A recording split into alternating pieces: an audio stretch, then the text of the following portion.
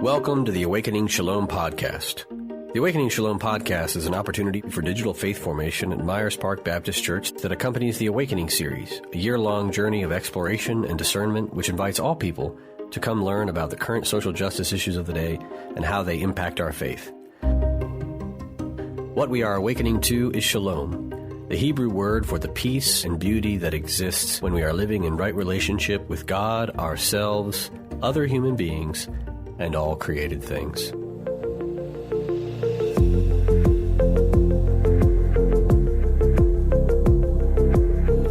Welcome back to our podcast series entitled Theo-Political Creativity, Race, Class, Faith, and Politics. I am Mia McClain, and I am here with Ben Boswell.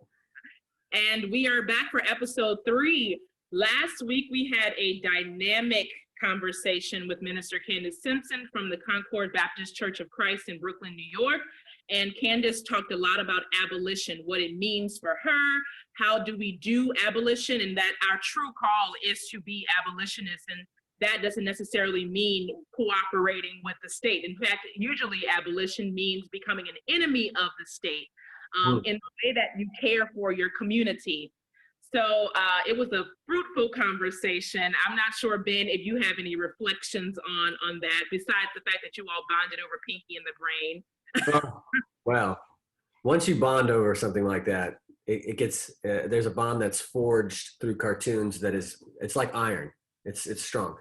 And I'm a little embarrassed that I did my Pinky imitation on the last podcast, but, you know, we'll see. We'll see how people take that. A lot of people will not know that cartoon. They need to go look it up. If they don't know it and they're like, what is he doing? That weird accent.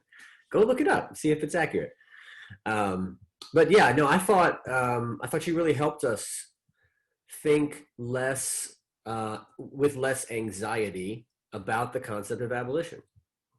And particularly for a white dominant community, where we get really concerned about the loss of institutions when we think about abolition. So white people have been abolitionists before. And when we look back on history, that is what it meant to be on the right side of history now, as we look back. So I think we need to be open. If we want to be on the right side of history again, we need to be open to that conversation. Yeah. What I loved about what she brought up was when we were talking about abolishing the police state and how even if we do that, even if we accomplish that, there are folks out there with privilege who will just reinvent that system all over again for themselves, so that the work is never really done, because there's always going to be people with positions of power and wealth who are going to be able to create a new police state, or just like we created a new slavery, right, with the new Jim Crow, with the institution of the prison industrial complex. Sure.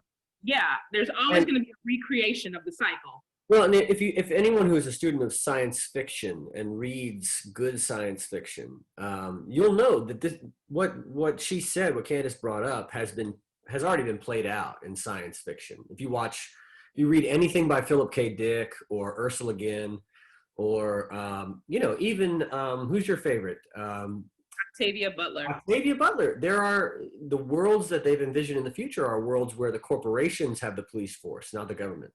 Yeah. And we're not far from that, really. We're not far from. We already see corporations employing private police. They've been doing it for a long time. So, I mean, when you think about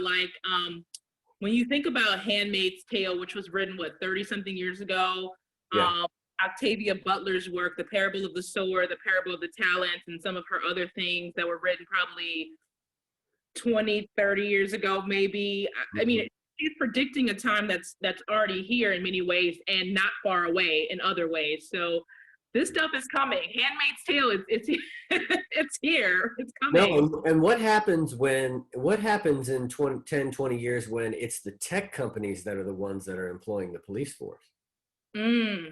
That's the scary thing. I mean, we think it's going to be like big oil or banks, but we're quickly moving into a time where the tech companies are the largest and most powerful, sometimes bigger than the entire U.S. economy and GDP. So we have to think critically about every business and corporation. Well, that's a relevant point. We haven't been talking as much about current events, but I saw this conversation, I would call it a conversation on Twitter, where somebody was criticizing Kamala Harris's sister, Maya, who was saying something, and this person came at her basically suggesting that Kamala is the perfect pick because her sister is married to a big wig in Silicon Valley, or a big wig in the tech world, right? Mm-hmm. That the tech world needs, in order to align themselves with the liberal side of things, they need somebody like a Kamala Harris who they're going to be able to have open conversation with about whatever their needs are, whatever the situation is. So there's already people suggesting that it's Silicon Valley and the big tech companies that are really invested in whoever's going to win this election for their own personal gain. They're already vying for that top power that we've seen from banks and oil companies. Sure, and it's a good reminder to us that just because, again, back to the political parties, politics is not defined by partisanship. Partisanship and politics are different words. There has always been politics. There has not always been American partisanship. And the partisanship is a trap that leads us into imagining that one of two options, because it's a polarity, is already problematic, that a polarity that we can align ourselves with a polarity, and therefore one of those two more closely represents our Christian political perspective or political theology, or our Christian way of being politics. And certainly there's an argument to be made at times in history where one is more closely aligned with the vision of Jesus than another. So I'm not trying to be anti-pragmatic and overly idealistic here.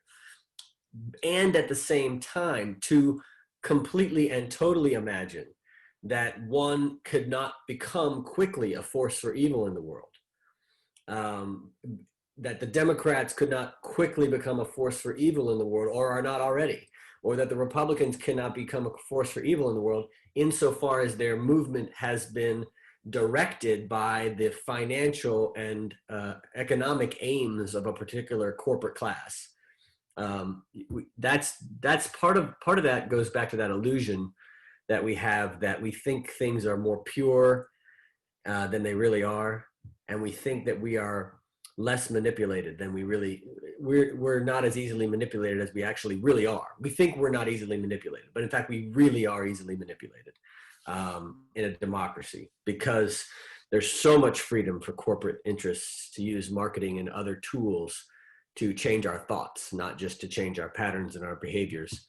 And so we have to be on guard about all that. We have to be looking at things. You have to have a deeper, the point of this podcast, we have to have a deeper and more rooted sense of what is good and what is just, that then aligns our political engagement so as we do not fall into the trap of partisanship. Yeah, and I mean that's very pertinent, because one of the lectionary texts for this week, and we'll come back to this at the end, is that Matthew 22, where Jesus says, "Render what is Caesar, render what is render to Caesar what is Caesar's, and to God what is God's." Right. So that this is talking about taxes and things, but this idea that a political party is going to save us, a political party can still, even if it's yours, can still be Caesar.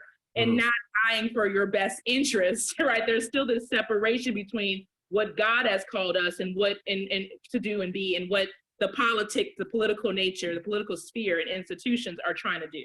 And that's don't always align. No, right, exactly. And that's the text I preached actually after the last election.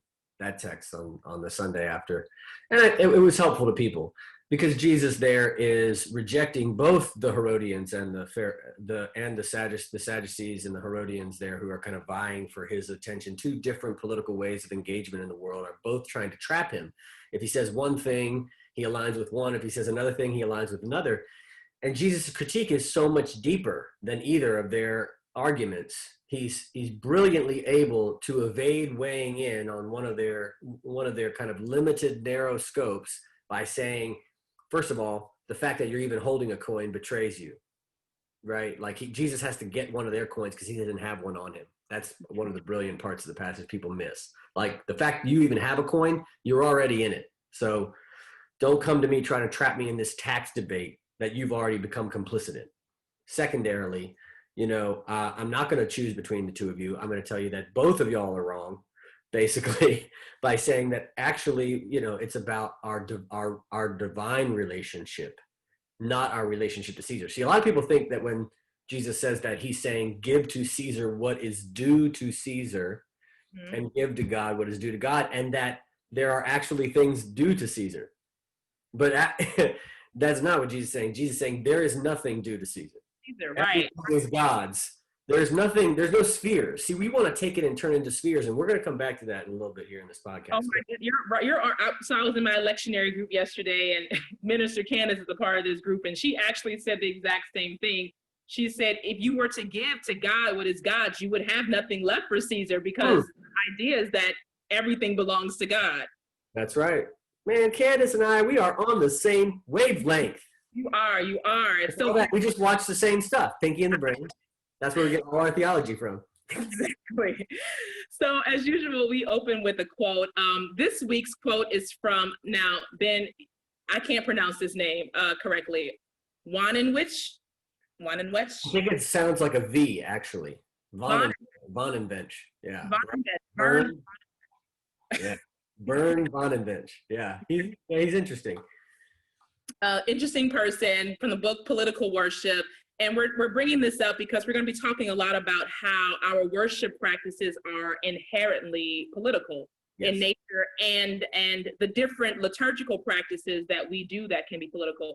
So there's several quotes here, but I'm going to quote a few. So one of them is, in the proper sense, every public service of worship in which a Christian congregation engages has a specific political character, since it is the assembly of Christian citizens in a praise of a God who rules on high.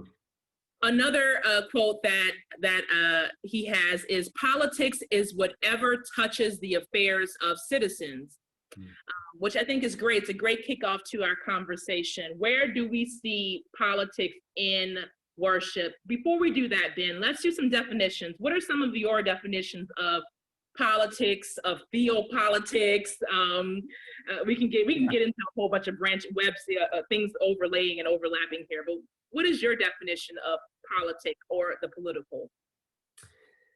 So Byrne and a lot of modern scholars have returned back to an older definition of politics that kind of skips over or rejects what Hobbes and Locke and Rousseau and others thought, that politics is really what the state does, or what the dictator does, or whoever the head of the state does. That is the definition of politics. And you can see in America, a lot of us have fallen into that trap where we think everything is determined by what's happening. Everything political is what's happening from the top down. But in fact, an older definition of politics, which is more helpful, is from Aristotle, and which Hannah Arendt, a Jewish scholar, returns to in the 20th century, which is that, as Byrne says, politics is basically whatever happens in the lives of citizens. And so anything that citizens do together in public is political. And even some things they do in private, which is why in America, for instance, sexual activity, which we mostly imagine should be private, has been politicized. So we can think about how basically anything two people do together, whether it's behind closed doors or out in the open, is a political activity, which means that almost all of life is political. Everything we do, because we don't really live as solitary individuals. We live in families, we live in communities, we live in neighborhoods, we live in cities, we live in towns. Very few people really live completely independent and off the map in the wilderness somewhere. And even those people benefit from the fact that they have the privilege to be able to do that, either economically or politically. So Aristotle said anything that happens in public between two people. And of course, what happens in public between two people? The church, right? A gathering of citizens. So the word church ecclesia in the New Testament, basically was stolen from Roman politics out of the Greek language. And the word was being used at the time before the church existed to describe any time a group of citizens assembled together in public. Now, there have been throughout history many times in which governments or states have banned the public assembly of people for all sorts of different purposes. And that happens even now. And in that time, it was illegal for the church to gather for the purpose in which they were gathering. And so the illegality of that from the very beginning is a reminder that the church was born as an illegal entity, an illegal assembly of people in the middle of the polis at the time. So the word church itself always, from the very beginning, meant a radical political act of gathering in Christ's name over and against Caesar. We can't ignore that. And it still remains to this day a political act just to gather. So this is before we even do anything, just coming together outdoors, indoors, in a space. Whenever the people come together for that purpose, they are doing something political. Mm-hmm.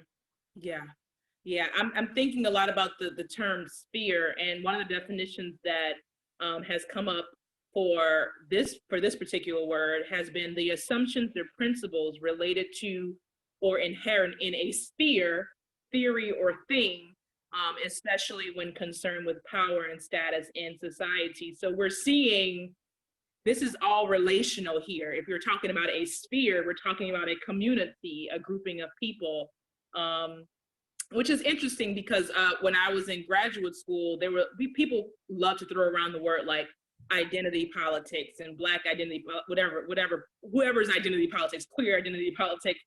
And I always thought it was so interesting because it almost felt like you can't talk about identity without it being political. So why do you need to say identity politics? Why do you just say Christian identity? That doesn't make sense. I mean, it makes sense, but it almost felt like a double, I don't know, clarification of the term. But anyway, so that's important that it's everything that we do is political. So what does that mean in terms of church, right? In terms of our worship practices, and particularly around this conversation of church not supposed to be a political space. And, you know, there's this.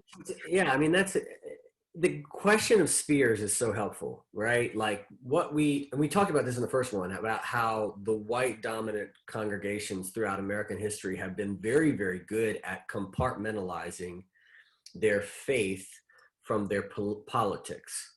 And there's a lot of reasons for that.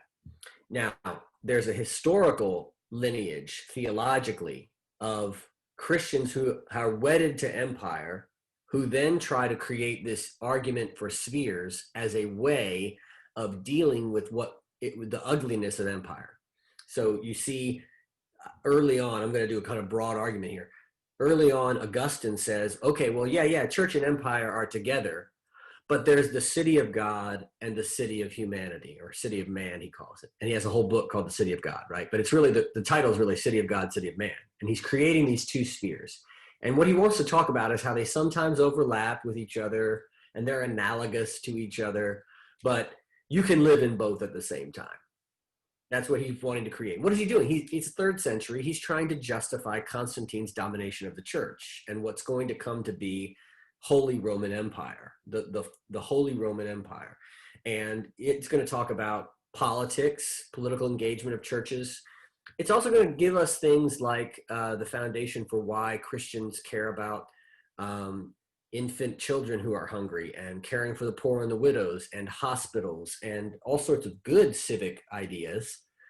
But it's also going to justify Christian participation in all the evil of empire as well, including war, colonization, etc. And we're going to carry those things with us. And theologians throughout history are going to try to do the same thing that Augustine did, which is to create these spheres, right?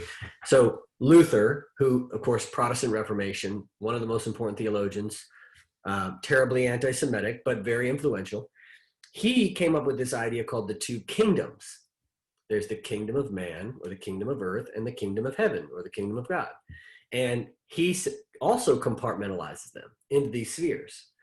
And one of the famous arguments that he uses is that you can be a Christian executioner. Because when you're an executioner, you're operating in the sphere of the kingdom of man or heaven.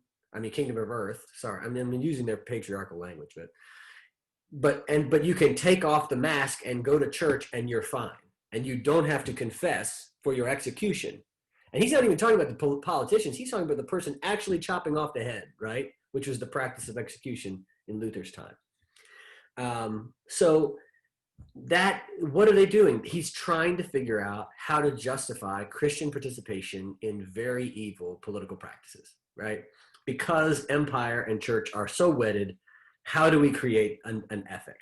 Instead of critiquing the wedding and the marriage of empire and church, he's going to try to give us some practical ways to live out this world.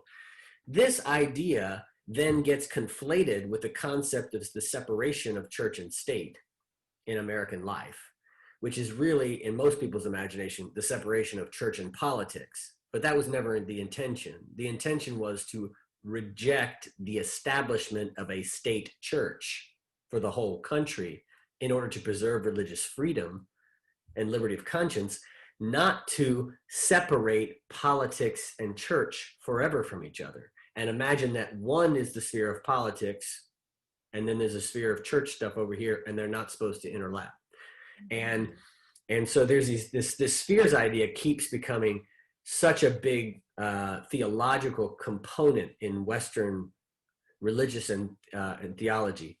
And I just want one more thing to say, and then I want to talk about this with you about it. So how does this become part of our lifetime, my parents and your parents, and our current church? Well, we hear a lot of people talk about right now. I know you hear. I listen to the news all day long, and it's so awful. And things are so bad in America. We're so divided. When I come to church, I want to hear something about love and peace, something that really makes me feel good, or at least just let's keep all that stuff out of here. Let's create a refuge from all that in the church, so that when you come to the church, it's a refuge. And this is not just a generational thing. People of all ages think this, that I want to keep that stuff separate. Keep NPR and Fox News and MSNBC out of the church, and let the church be a refuge, a spiritual refuge from that world. That idea, anytime you hear that idea, you should know that it has an origin. All of our ideas have origins. And the origin of that idea is the separate spheres idea comes from 19th century gender ideology. And I'll trace the history a little bit for you here. So in the early 19th century, it was the first time during the Industrial Revolution that men began to leave home to go to work. It may seem like that's been going on for a long time, but it hasn't.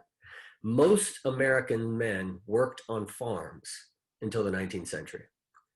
And during the Industrial Revolution, men began to leave home and farm, which was the same place, and go into the workplace and work in these dirty, horrific environments of the Industrial Revolution, and try to earn money to provide and support their family.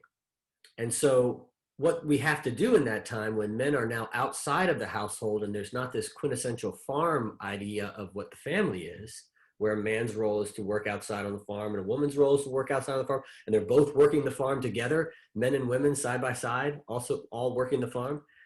Now home becomes the sphere of women because they're the ones there all the time. And the workplace becomes the sphere of men. This is all familiar for those of us who know the feminist revolution, right? But what develops also is a what's called the separate spheres, or a cult of true womanhood, a cult of the lady, that corresponds to the public and private split. So now when men leave the farm, now we split the home from work. Work is now something we do outside the home. All this has changed during coronavirus, which is so fun, right? COVID has like totally messed this up. But imagine yourself back into this world where the men are leaving for the first time. Now everything that happens at home is the woman's duties and sphere. Child rearing, farming, gardening, cooking, cleaning. Everything that happens at work is the men's sphere. And the way that Americans begin to describe these two spheres is that as public and private, the home becomes now, the farm becomes a private place, and the work becomes the public place, which is not really actually accurate, right? But this is the way they're trying to divide the world. The public sphere becomes the sphere of work and politics and men's work, men's stuff. And the private sphere then becomes the sphere of home and religion. And church becomes womanized and feminized. It becomes women's work.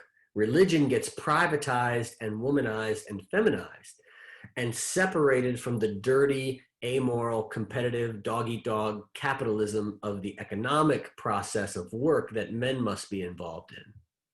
And so these spheres are created. So what then is the cult of true womanhood comes up, and that is that the woman's job, it's a beautiful thing, Mia, you're going to love this. The woman's job is to create a refuge for a man who is having to do all this hard stuff, okay? Well, he's having to do all this really hard stuff. He's having to go to work every day. And so the woman's job in this is to create a refuge, a place of peace for a man to come after they leave the dirty, immoral, and hard world of work in an industry. And the church then also, women are supposed to create a religious environment that is also a refuge from the dirty and immoral and harsh world of working in an industrial environment, and a world free from the political engagement that's so hard and ugly. And so this refuge, the home and the church, are supposed to be a refuge for men. So Mia, if you could just help make the church, for me, more of a refuge, that would be a great help here. And yet, none of these women had leadership positions. That's also the sad patriarchal irony. And so why I bring that up is that this concept of making the church a refuge from the political, the harsh world of politics, is necessarily a patriarchal idea that holds up and reinforces 19th century gender norms of what worlds are supposed to be. The difference of male, female, the compartmentalization of public, private, and the compartmentalization of church and work and church and politics. And every time we say the language of refuge, we are hearkening back to this cult of true womanhood and this separate spheres ideology that is actually just putting patriarchy back on the church. Yeah. Wow. I might also go and add to that, though we're going to talk more about class in the final episode.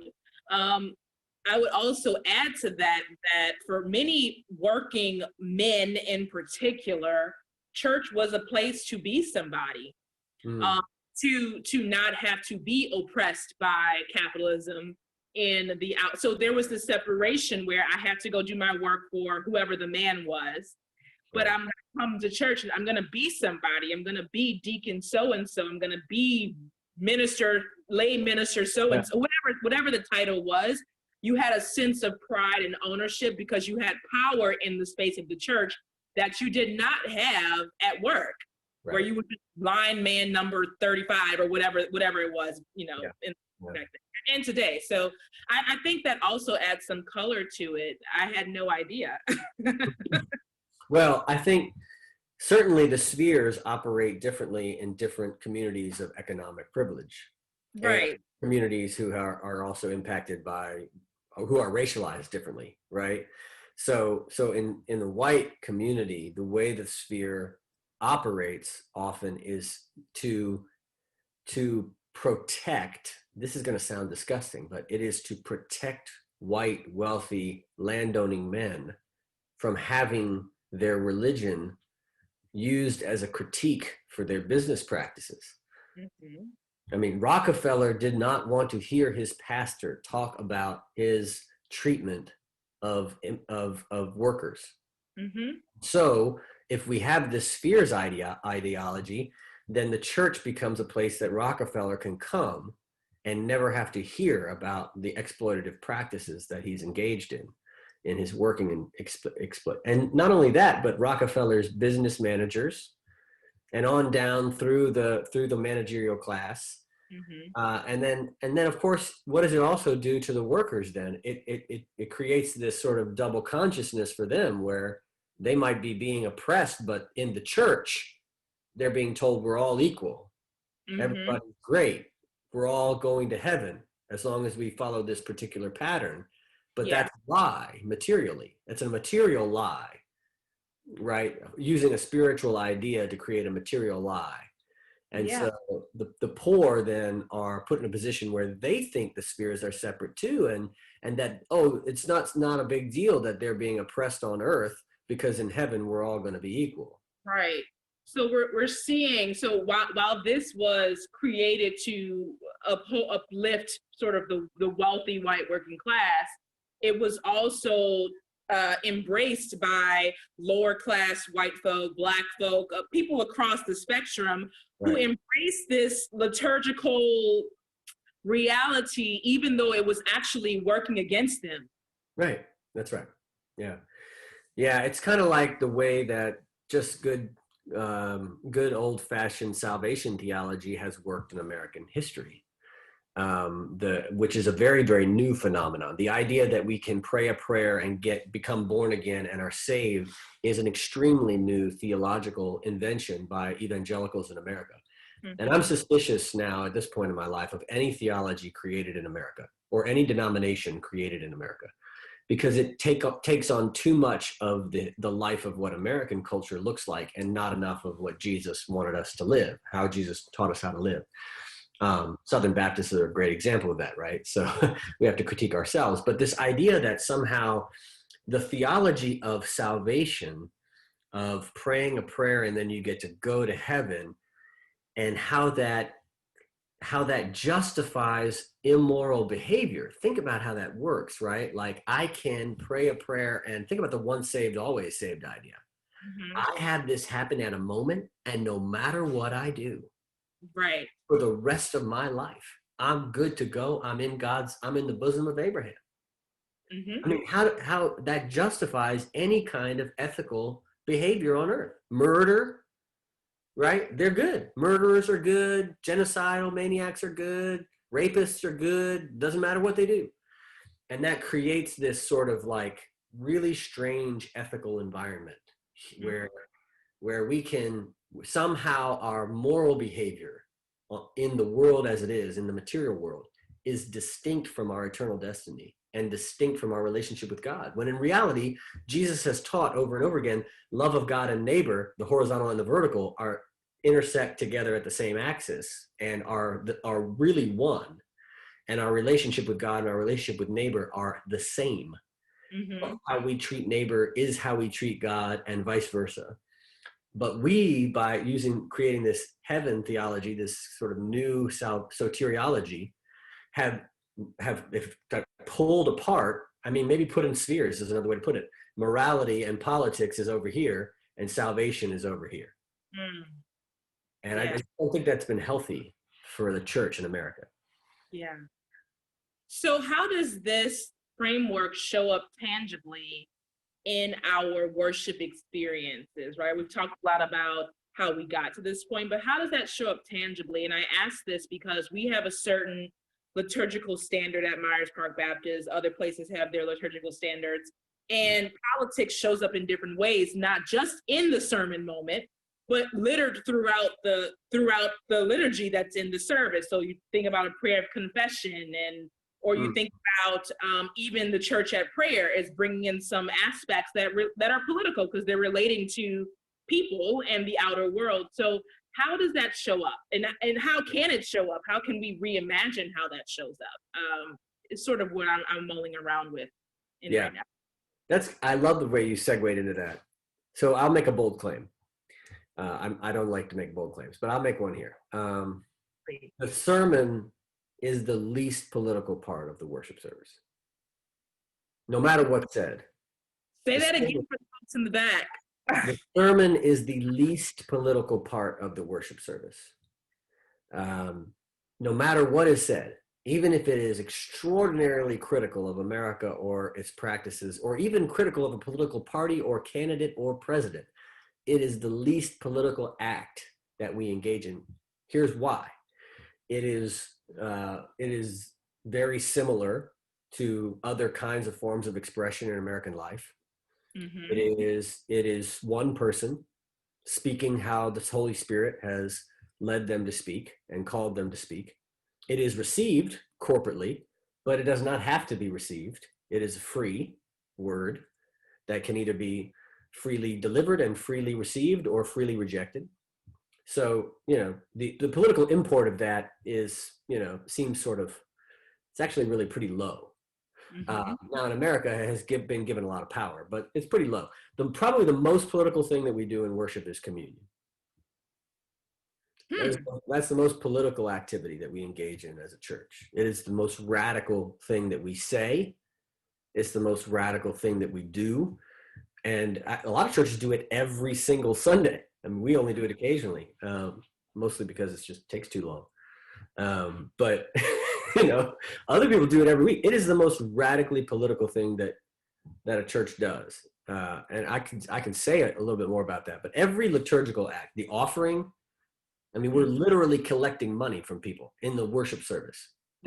How can that not be political? And I would say different types of offering collection practices they have varying politics. So when I think about the churches where you actually have to stand up and be ushered down, and there are some churches that say, here's the $50 line, here's the $100 line, here's the $500 line. My great uncle, who was a pastor, used to do that. My mom would just sit in the pew. She wouldn't go up at all because she was like, I can't stand that. That practice, yeah.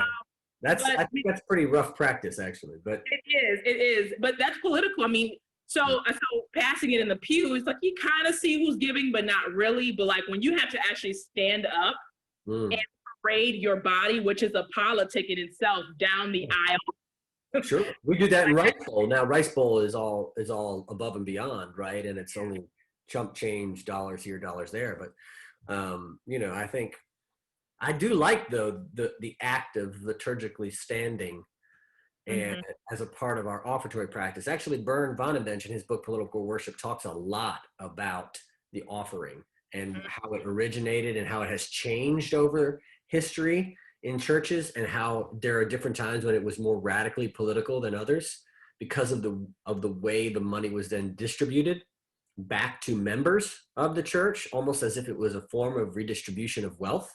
So rich folks would put in more than poor, and then they would take the money, and that's what it's supposed to be, right? Yeah. Principle. Yeah.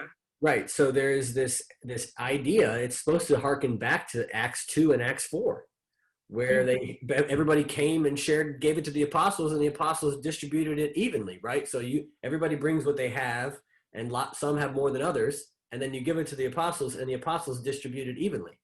So, there's a lot of room for exploitation in that, right? Because the apostles want to take a little bit for themselves, and some take more than others, and then some don't distribute it evenly. And but that was the original intention of what the church. Now, nothing more radical than what we see in Acts 2 and Acts 4 about the church's economic engagement as an alternative economic community to a world of haves and have-nots, and that the church bent on economic equality from the beginning. So that the offering harkens back to that radical practice. Communion harkens back to, think about how radical communion is. It's a recalling of the night Jesus was betrayed and arrested. Arrested by the state. It's that night. We remember that night for the rest of eternity. We return to the night Jesus was arrested. We return to that moment in the garden when he told them not to kill in his name. We return to the kangaroo court that tried him in the middle of the night, and before people were woke up in the morning, he was already condemned to die. A court that then tortured him, even though he was innocent, tortured his body. And then we can talk about torture, American practices of torture, South American practices of torture all over the place. Then executed him as a criminal between two insurrectionists for treason. And then we recall that night and his death on the cross every time so we're remembering an executed criminal and his death, and then we're saying, take and eat this. So this is good. So what makes what makes Jesus different from if we replaced his name with, which in one of my communion liturgies I did like 6 years ago, I replaced Jesus's name with like Trayvon Martin and some other people, right? If we did that one Sunday, it would be like, oh my God, this church is political. I'm never coming back here. But what makes that different, right? To say it's the same thing. It's the same. Yeah, it's the same. Now it'd be easy. Some people get confused here and they want to put the name of anyone who was murdered right on the table. But it's people who were executed through state violence, meaning either those who were executed by agents of the state, as Jesus was, Roman soldiers, tried and criminalized and executed through political intervention or non-intervention by Pilate and the Sanhedrin, but also people who are executed under the law of the state and exonerated. So Trayvon would fit under that through the stand your ground castle laws that harken back to white supremacists that exonerated George Zimmerman. So anything that would be an execution justified or exonerated by state entities, the Supreme Court, the DA's office, harkens back to a time when Jesus was himself tried, executed, tortured and executed, and then those who did it had no penalty of any kind, zero penalty, and were totally exonerated by their actions. Even the Roman soldier who says, which I always hate this, truly this man was the Son of God. Well, then what are you going to do about it? Right. You say that? What are you going to do about it? Go kill Pilate or something. Do something. Don't just say that. Like, what does that matter? That's some BS. I don't like that guy. That gets me angry. And then think about the women coming to the tomb. They're afraid for their lives. Yeah. They've posted Roman soldiers outside the tomb. They think they're going to come steal his body and try to pretend that he was raised because the idea of his resurrection was so powerful. And so, the resurrection is then a political act of the raising of a criminal, right? A Roman, someone who is an insurrectionist in Rome, who was so dangerous to Roman ideology and the particular Sanhedrin philosophy that he was, threatened. I mean, this is what we're recalling. We're not just saying, oh, God loves you. Right.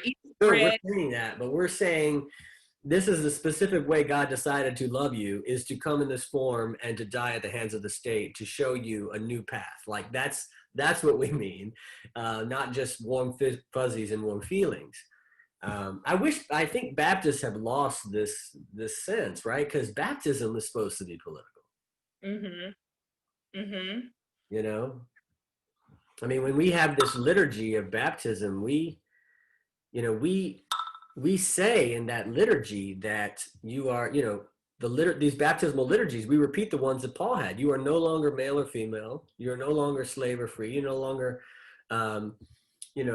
Greek, Gentile. Your ethnic identity has been transcended. Your gender identity has been transcended. Your economic identity has been transcended. You are now part of a community where that is not the determining factor of who you are. Well, and like I was saying earlier, identity is political. So now you've taken on this new identity. You've taken on almost a new politic, right? So, you're citizens of a different world. What does it say in Ephesians and Hebrews? We're citizens of heaven, citizens of another kingdom. Yeah. Which is, of course, political language, right? And we have to wrestle with that. Baptism, even in Baptist history, the practice of baptizing people again was an illegal act that Anabaptists did because they did not believe the marriage of church and empire was legitimate. It was blasphemous heresy, and they created new communities in an act of political resistance to baptize people who had already been baptized as infants. Because remember, at that time, to be baptized as an infant, you were becoming a Roman citizen, a citizen of the Holy Roman Empire, or whatever empire you were part of, and a Christian at the same time. That's my problem with infant baptism, not necessarily ecumenically, but from its history, is that it was a joining of state and church. Yeah. We're becoming a citizen of empire and a citizen of heaven at the same time. So it shows the conflation of these two. But Baptists said, no, that is not the same. we are citizens of another kingdom, so we're going to rebaptize the true believers who have left the empire, who are standing against empire and creating a new community. So baptism was first an act of political resistance, not just a spiritual act. Now they did it because they saw in scripture that in the Bible, most people were baptized as believers. So that's how they saw the empires wedded with the church as a problem, through a reading of scripture in the Renaissance, when it was finally able to be read by the average layperson. But it's always been political and spiritual. So when we do it now with young people or adults, we are doing something political. Yeah. I also think that prayers of confession are political. In that they signify an accepted ethos of whatever the community you are a part of professes, right, or displays, right? So I don't always say prayers of confession because so sometimes I'm reading it like, I don't know if I agree with this, right? But there's a certain if you are a member of a church, so any kind of covenantal, everybody recites it together. That's a political thing. It's like saying the Pledge of Allegiance. Yeah, I know. Can you imagine if we had people they had to recite parts of my sermon? This is what I mean by it's not that political. Right. Because the prayer of confession is far more radical. We're asking everybody to say it. That's crazy, right? And the confession changes every week, so you can't even get used to it. You never know what's going to be written on that paper until you show up there and you're like, I don't know about this today, but right. Or the Lord's Prayer. Thy kingdom come on earth as it is in heaven is about as political a statement as you can possibly ever make. Give us today our daily bread and forgive our debts. I mean, it's like, why we've made these things so common. We've taken all the power out of them because we're scared of what they might do to us. We're scared of what kind of church they might create. Kind of radical people. I do forgive us our debts. I really want my debt forgiven. So whoever's president, I hope that you can forgive my debt. It's a Jubilee promise. Yeah, I don't care who. Nobody in the Bible, they don't care who gives the Jubilee. They just want a Jubilee. Yeah, just forgive my debt, please. Takes on a new meaning. When you're actually in debt, takes on a new meaning. So one of the other things that I want to share is that there are other ways to have a political or liturgical practice in your worship service. And I went to a church in Brooklyn a couple of years ago, and part of the worship service was writing letters to, I think it was council people or senators. I don't remember who it was, but it was local or state. It wasn't a national campaign, right? And we were writing letters about something that was happening in New York City at the time. I'm not sure. But that was actually a part of the worship service. I've also been in worship services where people were actually handed out sign up to vote, in the middle of service. We're not doing that go to the table outside thing. We're not doing that, do it online. We're actually going to add this into our worship service.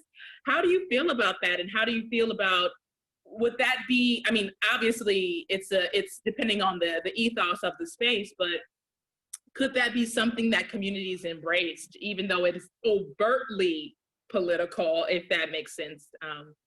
I wish we did. I think that this weekend, as we're talking right now, Souls of the Polls weekend is coming up. We're headed toward it, where a lot of churches, a lot of Black churches, so let me be specific, are going to end their worship service early with a march to vote. Because there is this weekend early voting opens up and you can actually vote on Sundays, which just remember how political it is that you can't vote on Sunday. That voting day is on a damn Tuesday. Yeah. And how ridiculous that is from a suppression perspective. Anyway, the history of American voting practices themselves are contained this politics of preventing white working class and poor Black folks from trying to be able to get to the polls because they're actually at work during the day, most of the day, and they have to spend their whole evening standing in line. Instead of having Sunday voting or Saturday voting, right? So churches will end their worship service and conclude their liturgical act. Their benediction will be a march, right? Praying with their feet to the polls to vote. Now, most people know who's being voted for in those kinds of situations, just based on demographics. But I don't think any pastor is going into the voting booth with their members. That's illegal. Yeah. So each person could go to the poll and vote in a differential way from their neighbor. It's not about partisanship. It is about participation in democracy. Yeah. How valuable that is. Yeah. And like I was saying on the first episode, for so many of the people in my context growing up, it wasn't even about the national level, right? So you would go to the polls, and I have a friend in New Orleans who tweeted last night.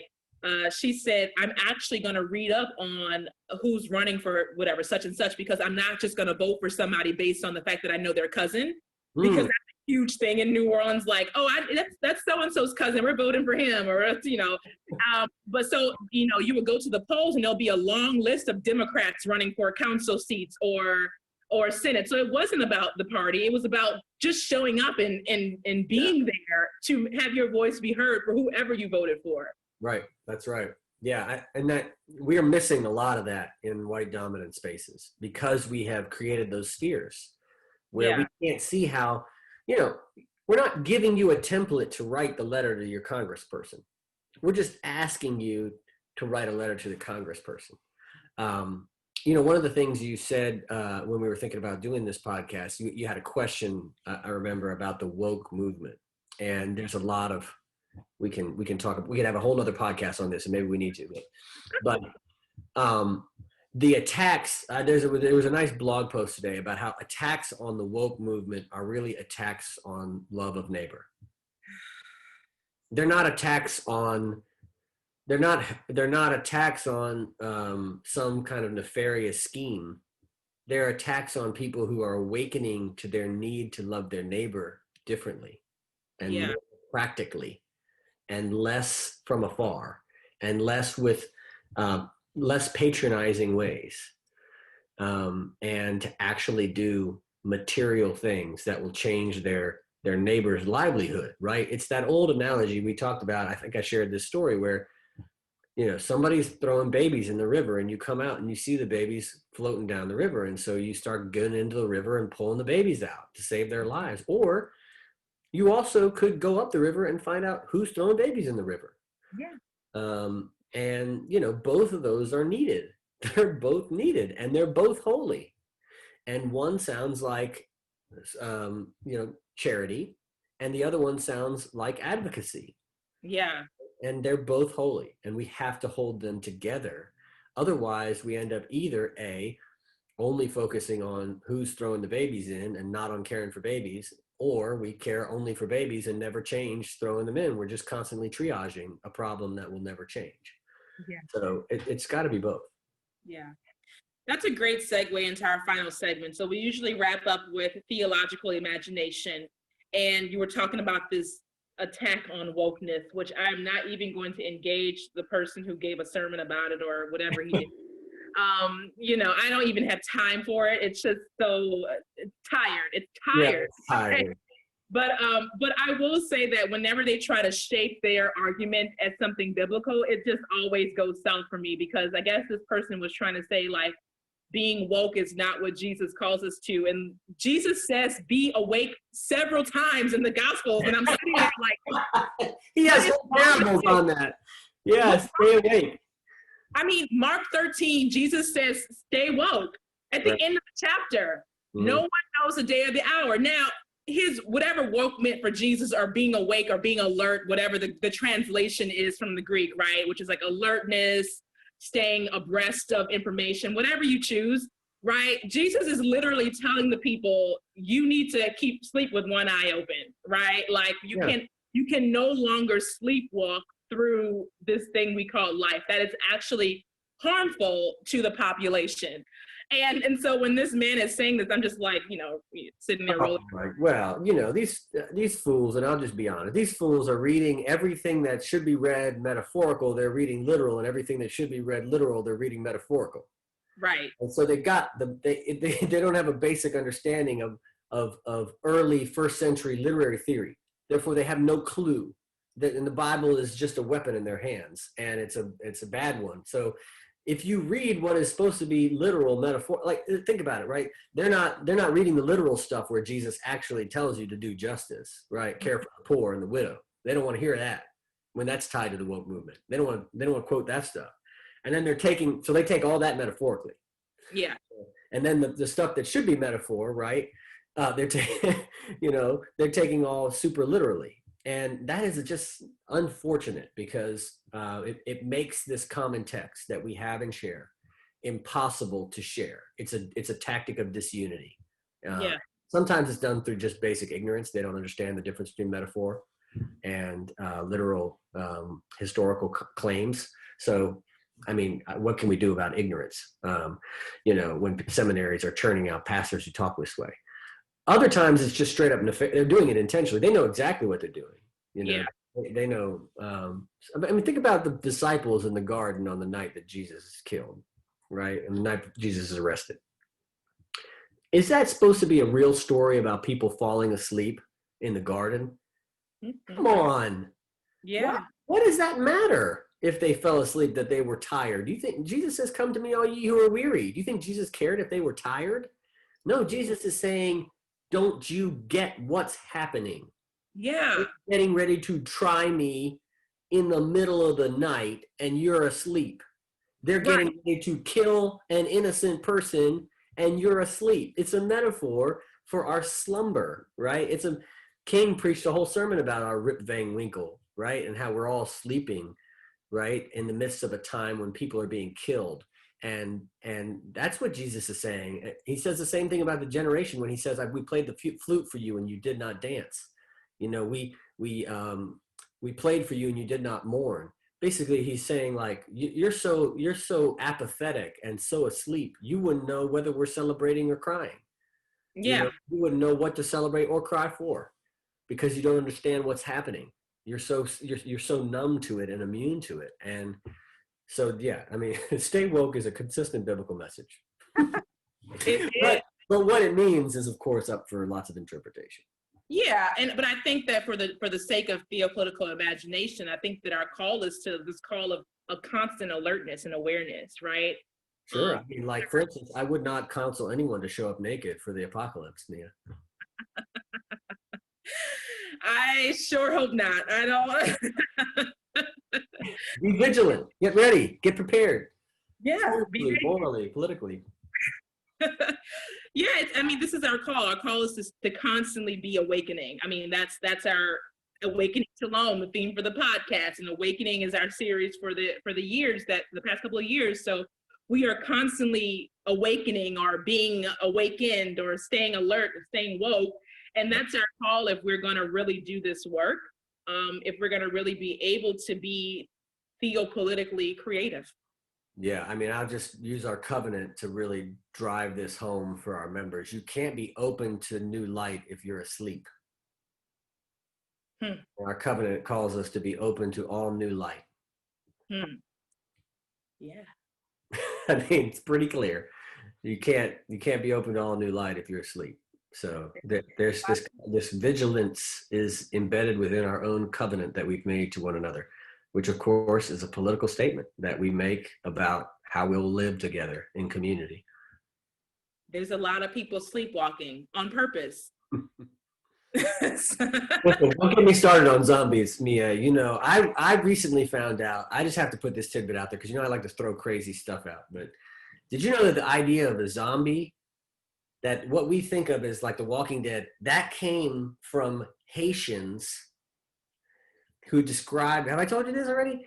Haitians came up with the idea of zombie. The word comes from Haitian dialect, meaning someone whose body is still alive, but their soul is dead. And it was a reference to the slaves and how they lived under slavery in Haiti. Whose bodies were still doing the work, but whose souls had already died. And they came up with the title of that for themselves as a form of talking about and describing the experience of slavery in Haiti. So, I mean, talk about the politics of all horror is tied back to some political event of terror.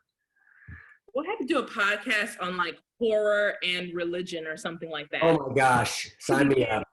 Sign me up. Lovecraft Country podcast. Yes. Well, this was a great conversation. We are looking forward to wrapping up this series with our special guest for next time, who's actually been a guest before on our series. Yeah. So we look forward to talking about class dynamics with him as it relates to faith in this conversation with politics. But thank you for joining us. Yeah, it was a lot of fun. Thanks, man. Thank you. Take care.